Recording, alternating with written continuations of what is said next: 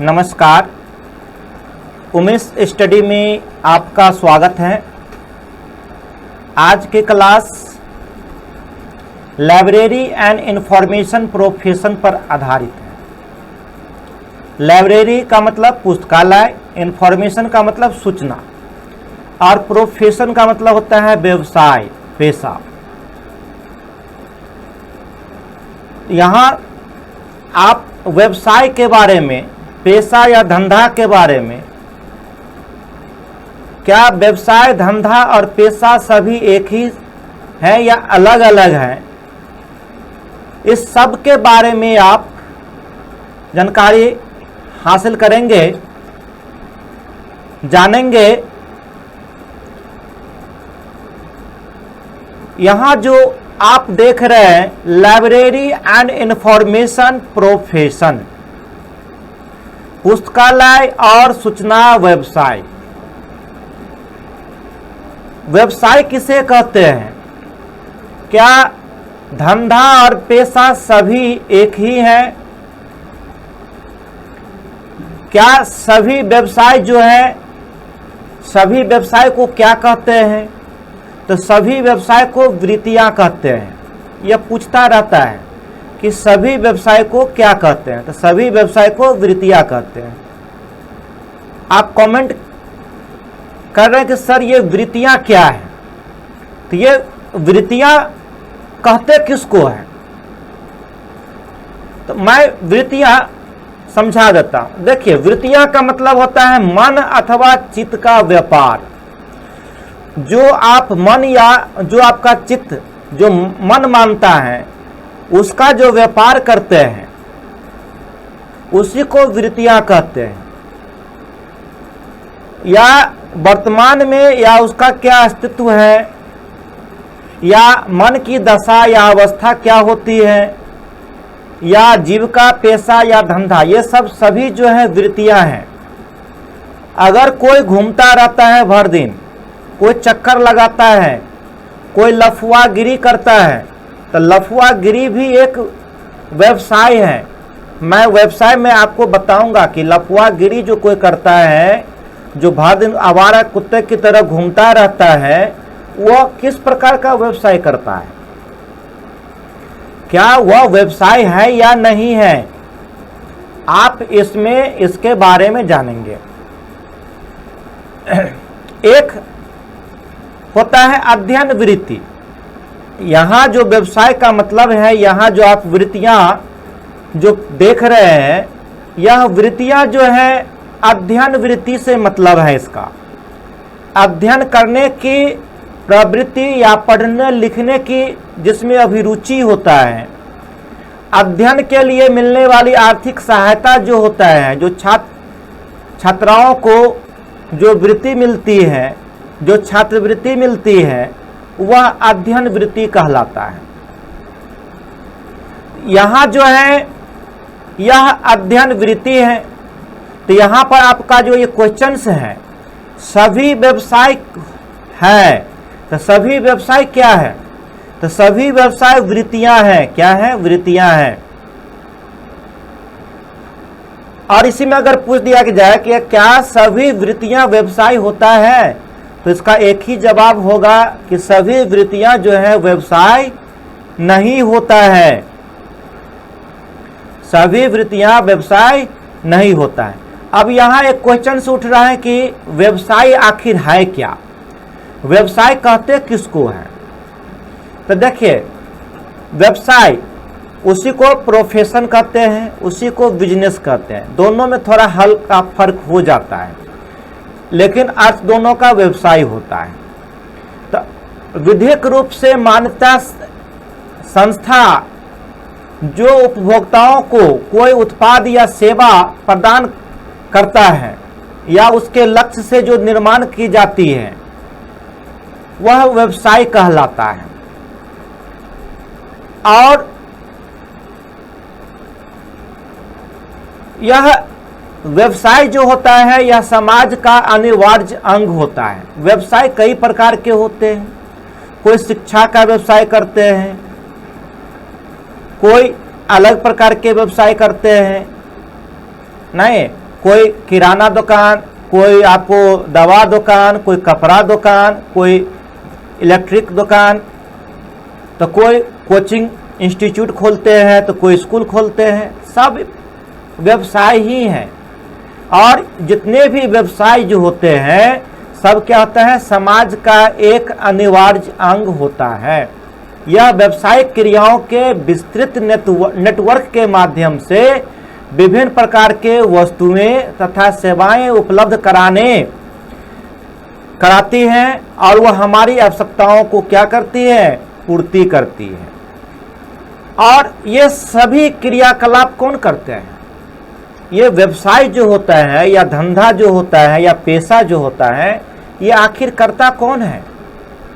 ये सभी तो हम मानव ही करते हैं। मानव भी एक संसाधन है, क्योंकि मनुष्य जो होता है मनुष्य के ही काम आते हैं, जानवर भी मनुष्य के काम आते हैं, तो ये मानव भी एक व्यवसाय ही है। और ये जितने भी प्रकार के व्यापार करते हैं, इस सभी व्यापार कौन, मानवीय क्रियाएं होती हैं। और ये मानवीय क्रियाएं जो है दो प्रकार के होते हैं, एक होता है आर्थिक क्रियाएं और एक होता है अनार्थिक क्रियाएं। अब देखिए, मनुष्य के द्वारा की जाने वाली जो क्रियाएं होते हैं वह मानवीय क्रियाएं होते हैं। नहीं, जैसे मैं भी आप लोगों को पढ़ा रहा हूं, मैं आपसे पैसा लिया हूं, पढ़ा रहा हूं, ये भी मेरा व्यवसाय है। कोई कपड़ा का दुकान करता है, कपड़ा बेचता है, उसके बदला में वो पैसा लेता है, वो भी उसका व्यवसाय है। तो ये जो भी प्रकार का व्यवसाय है वह क्या होता है, तो ये जितने भी प्रकार के व्यवसाय हैं ये सभी मानव का ही तो उपज है। ये मानव के द्वारा जो क्रियाएं की जाती हैं उसे ही मानवीय क्रियाएं कहते हैं। और ये मानवीय क्रियाएं जो होते हैं दो प्रकार के होते हैं। कौन कौन होते हैं? एक होता है आर्थिक क्रियाएं और एक होता है अनार्थिक क्रियाएं। आर्थिक क्रिया क्या होता है? तो जो क्रियाएं धन अर्जित करने के उद्देश्य से की जाती हैं। नहीं, जैसे देखते होइएगा किसान बहुत सबसे ज्यादा कोई मेहनत करते हैं तो किसान करते हैं, और सबसे कम धन अर्जन कोई करते हैं तो कौन? किसान करते हैं। वो काफी मेहनत करते हैं लेकिन उनको धन क्या होता है? बहुत कम मात्रा में अर्जित करते हैं, अर्जन करते हैं। किसान खेतों में जो है हल चला करके फसल उगाते हैं, उसे बेचकर धन अर्जित करते हैं। कारखाने में या कार्यालय में जो कर्मचारी होते हैं उसके बदले, काम के बदले में वेतन लेते हैं। आप जो नौकरी की तैयारी कर रहे हैं, आप जो तैयारी कर रहे हैं कि बिहार में मैं भी पुस्तकालय अध्यक्ष बन जाऊं, तो आपका क्या मकसद है? ये पैसा कमाना, वेतन उठाना, अपने परिवार को चलाना, या समाज के लिए काम करना? सबसे पहला उद्देश्य आपका क्या है? सबसे पहला उद्देश्य तो आपका ये होने चाहिए कि स्टूडेंट्स को पढ़ाना है। मेरी ड्यूटी जो है, या मैं नौकरी जो है, या मेरा पद जो है, मैं नौकरी जिसके लिए कर रहा हूँ, मेरी इस नौकरी का उद्देश्य क्या है? आप स्टूडेंट को क्या करेंगे? बताएंगे, पुस्तकालय के बारे में बताएंगे, लेकिन ऐसा होता नहीं है। यह जो है सबसे पहला उद्देश्य जो है आदमी का बन जाता है वेतन। मुझे वेतन जल्दी से जल्दी मिले और मैं क्या करूं? अपने परिवार को अच्छा से चलाऊं। तो ये आर्थिक क्रियाएं हैं।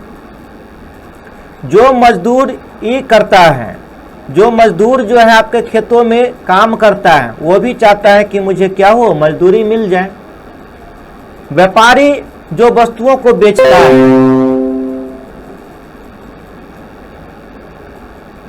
वह व्यापारी जो वस्तुओं के क्रय विक्रय से लाभ अर्जित करता है, ये सभी क्रियाएं जो हैं आर्थिक हैं। और अनार्थिक क्रियाएं किसको कहते हैं? आप आर्थिक क्रिया तो समझ गए कि जो धन अर्जित करने के उद्देश्य से जो मानव क्रियाएं करते हैं, उसको आर्थिक क्रियाएं कहते हैं। जैसे अनाज को बेचना, किसान अनाज को बेच करके क्या करते हैं, पैसा कमाते हैं। कपड़ा दुकानदार कपड़ा को बेच करके पैसा कमाते हैं। वेतनभोगी ऑफिस में काम करके वेतन लेते हैं। तो ये सभी आर्थिक क्रियाएं हैं। अनार्थिक क्रियाएं क्या है? जो लफुआगिरी करता है, मनोरंजन करता है, कुत्तों की तरह जो है रोड पर घूमता है, वो सब भी वह अनार्थिक क्रियाएं हैं। उसका भी वह प्रोफेशन है, उसका ये व्यवसाय है, लेकिन वह अनार्थिक है। इस तरह के क्रियाएं समाज एक उत्तरदायित्व की पूर्ति, मनोरंजन या स्वास्थ्य लाभ के लिए की जाती है। आप जितना खुश रहेंगे उतना स्वस्थ रहिएगा, उतना स्वस्थ रहिएगा। और जो खूब घूमता है, खूब फिरता है, वह मनोरंजन करता है, तो एक तरह से वह तो स्वस्थ रहता है। वह अनार्थिक क्रियाएं हैं। और लोग पूजा स्थलों पर जाते हैं और वहां पर दान देते हैं, तो वह किस प्रकार की क्रिया होगा? अगर आपको परीक्षा में पूछ दे कि मंदिरों में दिया गया दान किस प्रकार का क्रियाएं हैं, तो वो क्या होगा? अनार्थिक क्रियाएं हैं, क्योंकि उसमें मेहनत नहीं किया गया। बिना मेहनत का वो पैसा जो है उसको अर्जित हो गया। बाढ़ अथवा भूकंप में जो है राहत कोष जो दिया जाता है, जो पैकेज दिया जाता है, वह किस प्रकार की क्रियाएं हैं? वह भी अनार्थिक क्रियाएं हैं। अब आप समझ गए होइएगा आर्थिक क्रियाएं और अनार्थिक क्रियाएं क्या होता है। जो मेहनत करके जो पैसा का अर्जन किया जाता है वो आर्थिक क्रियाएं हैं, और जो बिना मेहनत के जो है पैसा को अर्जन किया जाता है वो अनार्थिक क्रिया है। बस इसी को याद रखना है। अब जैसे लफुआ है, रोड पर घूम रहा है, वह किसी से पैसा ले लिया, नहीं रंगदारी करके पैसा ले लिया, तो क्या है, डर के मारे उसको पैसा कोई दे देता है। वे सब अनार्थिक क्रियाएं होते हैं। और आर्थिक क्रियाएं जो होता है 3 प्रकार के होता है। सबसे पहला है व्यवसाय। तो व्यवसाय का अर्थ ही होता है एक ऐसा धंधा जिसमें धन के बदले वस्तुओं को अथवा सेवाओं का उत्पादन हो, विक्रय और विनिमय होता है। जिसमें वस्तुओं का विक्रय और विनिमय होता है वह व्यवसाय कहलाता है, और यह नियमित रूप से किया जाता है तथा इसके लाभ कमाने का उद्देश्य होता है। और चाहे जैसे वह किसी प्रकार का दुकान खोल के हो, या खनन हो, या उत्पादन हो, या व्यापारी हो, या क्या हो, खेती हो, या भंडारण हो, बैंकिंग हो, ये सब सभी जो है व्यवसाय में आता है। पेशा, पेशा किसको कहते हैं? कोई भी व्यक्ति हर क्षेत्र का विशेषज्ञ नहीं हो सकता, और इसीलिए उसे दूसरे विशेष व्यक्तियों की सेवा की आवश्यकता पड़ती है। उदाहरण के लिए हमें अपने इलाज के लिए डॉक्टर की और कानूनी के लिए वकील की जरूरत होती है, और ये सभी व्यक्ति पेशे से होते हैं। इस प्रकार के पेशा का अभिप्राय जो है धंधे से है, जिसमें उसे पेशे के विशेष ज्ञान और प्रशिक्षण की आवश्यकता होती है, तथा प्रत्येक पेशे का मुख्य उद्देश्य जो है सेवा प्रदान का होता है। अब मैं आपको पढ़ा रहा हूं, यह व्यवसाय है या पेशा है? कमेंट कीजिए, यह व्यवसाय होगा कि पेशा होगा? यह पेशा है, यह मेरा पेशा हो गया। जिस तरह से आप कानूनी के लिए वकील के पास और इलाज के लिए डॉक्टर के पास जाते हैं, उसी तरह से शिक्षा के लिए भी क्या होते हैं, आप शिक्षक के पास आते हैं। और जब वह निःशुल्क शिक्षा दे दिया तो वे अनार्थिक क्रिया में आई, और जब जो है आपको पैसा लेकर के शिक्षा दिए तो वह क्या है, आपको आर्थिक क्रियाएं में, और यह एक पेशा कहलाएगा। यह पेशा है। और नौकरी, नौकरी क्या है?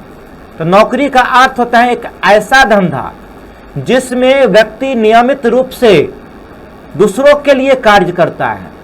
अगर कोई नौकरी करता है और कार्यालय में जाता है तो कार्यालय में अपने लिए नहीं काम करता है, वो समाज के लिए या दूसरों के लिए काम करता है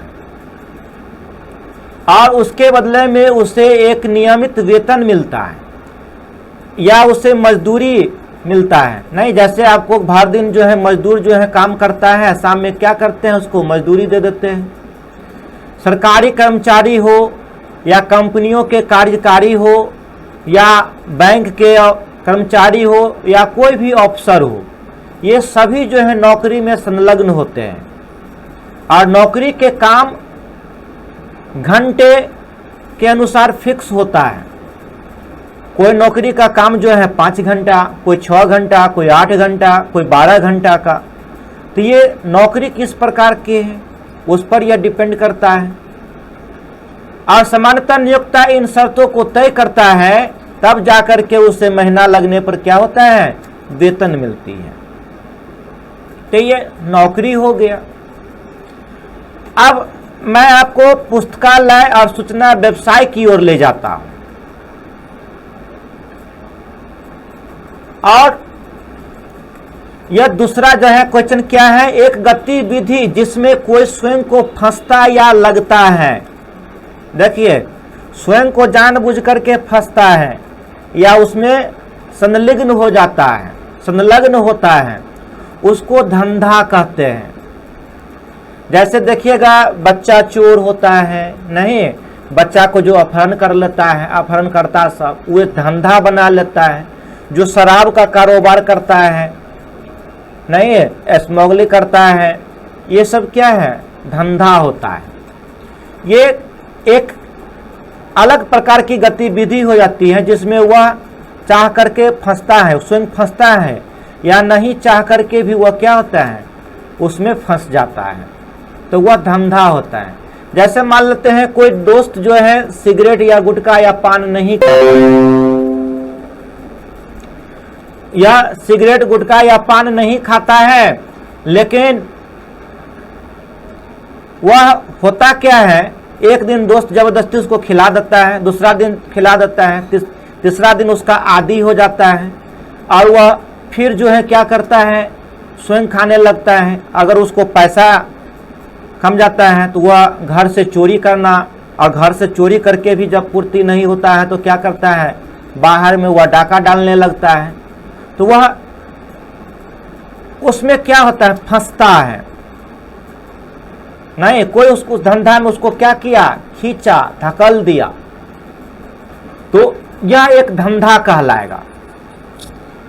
और अगला है कार्य जिसमें किसी व्यक्ति को नियमितता सेवा योजित किया जाता है, उसको पेशा कहते हैं।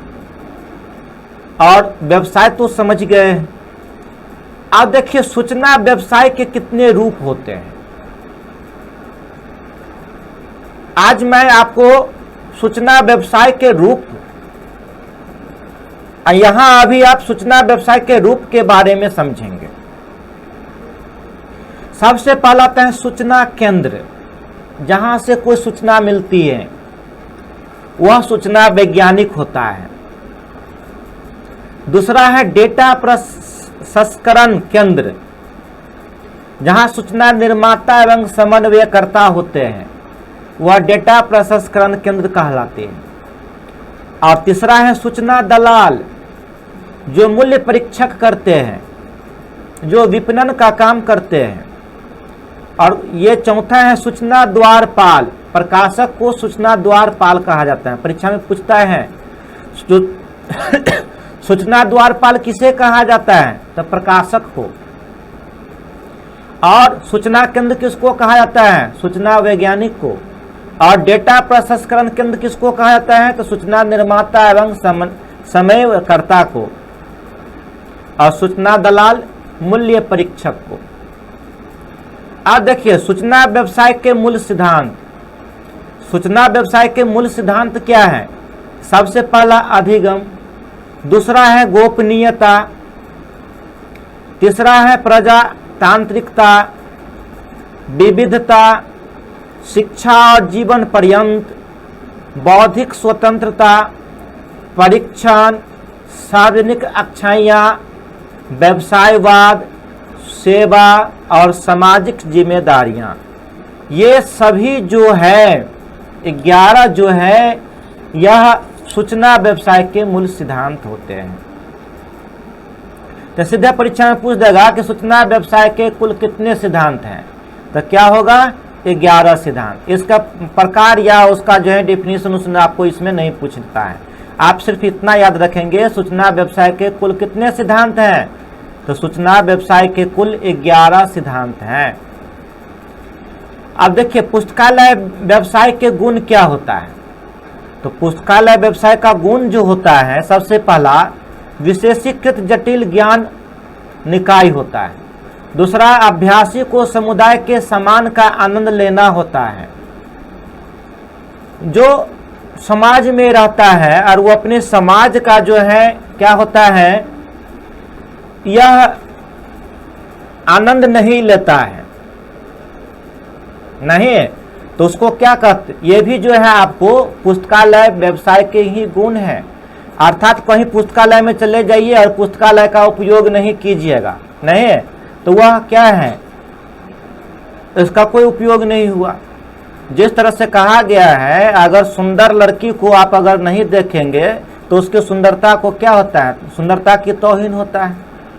या सुंदर लड़का को अगर लड़की नहीं देखेगी तो लड़का के भी सुंदरता का क्या होता है, तौहीन होता है, नहीं। ये भी उसी तरह से पुस्तकालय में आप जाइएगा और कुछ पुस्तक नहीं पढ़िएगा तो ये उस पुस्तकालय का क्या हुआ, तौहीन हुआ। तो इसलिए पुस्तकालय व्यवसाय का दूसरा गुण है कि आप जिस समाज में रहते हैं, जिस परिवेश में रहते हैं, आप उसी के अनुसार ढल जाइए। आप जा रहे हैं किसी का हितैषी बन के, तो उसका हितैषी बनिए। आप पुस्तकालय में जा रहे हैं तो पुस्तकालय में जाकर कुछ बुक पढ़िए, कुछ मैगजीन पढ़िए। डॉक्टर के पास जा रहे हैं तो डॉक्टर से जो है कुछ कंसल्ट कीजिए, उनसे कुछ जो है राय मशवरा लीजिए। आप कोई दुकान पर जाते हैं, जिससे संबंधित दुकान पर जाते हैं तो कुछ ना कुछ खरीद लीजिए, नहीं तो वो दुकानदार का भी क्या होता है, तौहीन होता है। अगला है व्यवसाय को नियोजित होना चाहिए, और जब तक व्यवसाय नियोजित नहीं होगा तब तक वह रन नहीं करेगा। उसी तरह से पुस्तकालय भी एक क्या है, नियोजित है। अकाह शास्त्र संहिता जो व्यवसाय ग्राहकों एवं सहकर्मियों के साथ व्यवसायी व्यक्तियों के संबंधों को नियमित करता है। औपचारिक परिसंघों द्वारा संप्रेषित व्यवसायी संस्कृति, मानदंड, प्रतीक रखती है, जीविका संकलन पर केंद्रित होता है। और सबसे अंतिम गुण जो है पुस्तकालय का वह है सेवा उन्मुखन। ये ही क्या है, पुस्तकालय के व्यवसाय के गुण हैं। ये सब ये नेट में पूछने वाला है, आपको बिहार या कोई एनवीएस के भी इसमें ये पूछने लायक नहीं है। इसमें नेट में कैसे पूछेगा क्वेश्चंस, तो यह समझ लीजिए। दे देगा पुस्तकालय व्यवसाय के गुण, ये 4-5 को ये ऑप्शन लिख देगा और कुट दे देगा। कहेगा क्या, ये जैसे मान लेते हैं ये 1 हुआ और ये 2 हुआ, ये 3 हुआ, ये 4 हुआ, ये 5 हुआ, नहीं, यह जो है आपका ये 1 है। ये आपको 5 गो ऑप्शन दे दिया। देखिए नेट में क्वेश्चन किस तरह से पूछता है, ये 5 गो ऑप्शन दे देगा और कूट भाषा लिख देगा। यहाँ पर कूट केवल 1 2 या 2 3 4 या केवल 1 2 3 4 या उपर्युक्त सभी। आप ये देख रहे हैं कि ये सभी जो है आपका क्या है, ये पुस्तकालय व्यवसाय का गुण है। तो चौथा ऑप्शन क्या जाएगा, उपर्युक्त सभी। नहीं, आपको लगता है कि केवल 1 ही सही है और 3 ही सही है, तो ऑप्शन में लिखा रहेगा 1 और 3। या नहीं, अगर आपको लगता है कि ये 2 और 4 और 5 सही है, तो उसमें लिखा रहेगा ऑप्शन में 2 4 और 5। आपके अनुसार इस 5 पॉइंट में से कौन सा सही है, उसके अनुसार आपको ऑप्शन दिया रहेगा, उसको टिक कर देना है। इसी तरह से एनटीए में पूछता है। तो ये जितने भी क्वेश्चंस मैं बता रहा हूँ सब एनटीए के लिए है, इससे बाहर एक भी क्वेश्चन नहीं रहता है। यही एनवीएस के लिए भी है, यही केवीएस के लिए भी है, यही बिहार लाइब्रेरियन के लिए है। सिर्फ उसमें पूछने का एक तरीका होता है, उस तरीका को आपको समझना है। अब जैसे डॉक्टर रंगनाथन ने कहा है, 4-5 को उसमें लिख देगा, पॉइंट कह देगा कि डॉक्टर रंगनाथन का जन्म कहाँ हुआ था, यह पुस्तकालय विज्ञान के 5 सूत्र कब और कहाँ लिखे, उसका अपना सब कुछ दे देगा, या उसके माता का क्या नाम था, उसके पत्नी का क्या नाम था, हाँ उसमें गलत तो नाम दे देगा, तो उसमें आपको दे देगा कि उपर्युक्त में से कौन सा सही है, और उस तरह से 1 और 2 केवल, या 2 और 4 केवल, या 1, 3, 5 केवल, या उपर्युक्त सभी, या उपर्युक्त में से कोई भी नहीं। तो इसी तरह से आपको एनटीए में क्वेश्चन पूछता है। और कभी कभी आपको बिहार लाइब्रेरी सब में भी या एनवीएस केवीएस में भी 3-4 जो है कूट वाला भाषा जो है ये क्वेश्चन जो है रहता है, तो बहुत सिंपल रहता है। अगर आप इसको पढ़े रहिएगा इस तरह से, तो आप उस क्वेश्चन को आसानी से सॉल्व कर सकते हैं। बहुत सिंपल है, कुछ है ही नहीं इसमें। तो अब यहाँ पर देख लिए, एम गोपीनाथ के अनुसार पुस्तकालय व्यवसाय उद्विकास के चरण कितने हैं, तो ये 3 चरण हैं। विद्युतापूर्ण अवधि 1850 ईस्वी तक के अवधि को विद्युतापूर्ण अवधि माना गया है एम गोपीनाथ के अनुसार, और पेशागत अवधि और 1850 से 1950 तक का जो अवधि था वह पेशागत अवधि था, और 1950 के बाद जो है जो भी हो गया व्यावसायिक अवधि में आ गया। तो ये पुस्तकालय जो है इसके बाद वाला में सब क्या है, पुस्तकालय व्यावसायिक अवधि में आ गया है। अब देख लीजिए पुस्तकालय सूचना विकास के चरण, मुख्य चरण क्या है, तो पुस्तकालय अर्थव्यवस्था 1876 तक के, और 76 के बाद पुस्तकालय व्यवसाय जो है 1900 तक के आ गया। ये पुस्तकालय सूचना विकास के चरण, माने इसको इस तरह से भी कह सकते हैं कि पुस्तकालय में, पुस्तकालय विज्ञान में व्यवसाय शब्द कब जुड़ा, इसमें ऑप्शन दे देगा, तो कह देगा 1900 ईस्वी में। इसी में दे देगा पुस्तकालय सूचना विज्ञान, पुस्तकालय और सूचना में सूचना विज्ञान शब्द कब जुड़ा, तो 1950 में जुड़ा, कहाँ, हमारे भारत में। और सूचना विज्ञान केवल, तो कब, टेक्नोलॉजी का क्षेत्र में जो है सबसे ज्यादा क्रांति 2000 से हुई। तो यही है, इसका 4 चरण है, ये पूछता है, आप इसको याद रखेंगे। पुस्तकालय अर्थव्यवस्था 1876 को, पुस्तकालय व्यवसाय 1900 को, पुस्तकालय सूचना विज्ञान 1950 को, और सूचना विज्ञान 2000 को।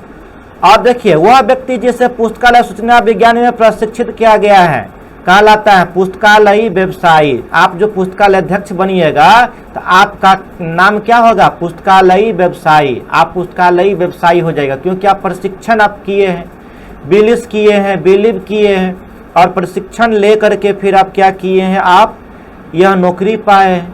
तो वह व्यक्ति जिसे पुस्तकालय सूचना विज्ञान में प्रशिक्षित किया गया है वह पुस्तकालयी व्यवसायी कहलाता है। उसी तरह से हर क्षेत्र का अपना प्रशिक्षण होता है। जो सूचना के महत्व को आकलन करता है वह क्या कहलाता है, सूचना दलाल कहलाता है। और जो सूचना के मार्ग को नियंत्रित करता है वो कहलाता है सूचना द्वारपाल। और सूचना द्वारपाल किसको कहा गया है, प्रकाशक को कहा गया है। यही है पुस्तकालय और सूचना विज्ञान के, यही इतने बातें हैं, आप इतना समझ गए होंगे। अब मैं ऑब्जेक्टिव की ओर फोकस कर रहा हूं। कह रहा है निम्न में से किसका परिसंग होना आवश्यक है, धंधा का, पेशा का, व्यवसाय का, उपयुक्त सभी का। तो मैं आपको यहाँ पर तो लाल कलर कर दिया हूँ, आप समझ गए हैं व्यवसाय का है या नहीं। तो निम्नलिखित में किसका परिसंग होना आवश्यक है, तो व्यवसाय का एक संघ। और जब तक कोई भी व्यवसाय का एक संघ नहीं होगा तब तक वह व्यवसाय नहीं। चाहे आप नौकरियों कीजिएगा तो आपका कर्मचारी संघ होगा, है ना। और उसी तरह से व्यवसायियों का भी एक अपना संघ होता है। तो ये व्यवसाय का परिसंघ होता है, धंधा का या पेशा का कोई संघ नहीं होता है। पेशा में सब चाहता है कि कितना मैं कमा लूँ, सबसे क्या करूँ, आगे निकल जाऊँ। लेकिन व्यवसाय में एक क्राइटेरिया होती है, उसमें भी सबका होड़ है, प्रतिस्पर्धा होती है उसमें भी। लेकिन क्या है यह कि आप जो है उसमें, कहने का मतलब जो है जितना मेहनत कीजिएगा आप कमाइएगा। लेकिन पेशा में जो है एक दूसरे के टांग को खींचने का कोशिश करता है। धंधा तो किसी का नहीं, न पेशा का न व्यवसाय का। वह धंधा गलत धंधा भी होता है और एक अच्छा धंधा भी होता है। सभी व्यवसाय क्या होते हैं, तो सभी व्यवसाय जो है वृत्तियां होते हैं, लेकिन सभी वृत्तियां जो है व्यवसाय नहीं होते हैं। एक गतिविधि जिसमें कोई स्वयं को फंसता या लगाता है क्या कहलाता है? धंधा कहलाता है। और कार्य जिसमें किसी व्यक्ति को नियमित सेवा आयोजित किया जाता है क्या कहलाता है? तो पेशा कहलाता है। और वह प्रसूचि अथवा प्रसूचीकरण नियमों के समुच्चय का अनुपालन कर प्रलेखों का प्रसूचीकरण कहलाता है। क्या कहलाता है? प्रसूचीकर्ता कहलाता है। वह व्यक्ति जो समांतर कोष थिसॉरस अभिकल्प करता है, यह पूछा हुआ क्वेश्चन है, तो यह क्या कहलाता है? समांतर कोष कहलाता है। अगला है पुस्तकालय मिति में विशेषज्ञ को कहा जाता है, पूछा हुआ क्वेश्चन है, पुस्तकालय मितिकार कहते हैं। और ग्रंथ मितिकार में विशेषज्ञ को कहा जाता है ग्रंथ मितिकार। ये बहुत आसान है याद करना। ग्रंथ मितिकार में ग्रंथ मितिकार हो जाएगा, पुस्तकालय में पुस्तकालय मितिकार हो जाएगा। और वह व्यक्ति जो समांतर कोष थिसॉरस अभिकल्प करता है उसको समांतर कोष कहते हैं। उसी तरह से शब्द पुस्तकालय मिति को प्रथम बार किसने गढ़ा था? तो इसको प्रथम बार डॉक्टर एस.आर. रंगनाथन ने गढ़ा था। किसको? पुस्तकालय मिति को। शब्द पुस्तकालय मिति को प्रथम बार कब गढ़ा गया था? तो 1949 ईस्वी में। किसके द्वारा? Doctor SR. रंगनाथन के द्वारा। वह व्यक्ति जो सुदृढ़ सिद्धांतों पर वर्गीकरण पद्धति का विकल्प एवं निर्माण करता है क्या कहलाता है? वर्गीकरणवादी कहलाता है। अनुकर्मणकर्ता को क्या कहते हैं? अनुकर्मणक या अनुकर्मणिकार कहते हैं। भारत में प्रथम मुगल पुस्तकालय कब स्थापित हुआ? तो 1526 ईस्वी में।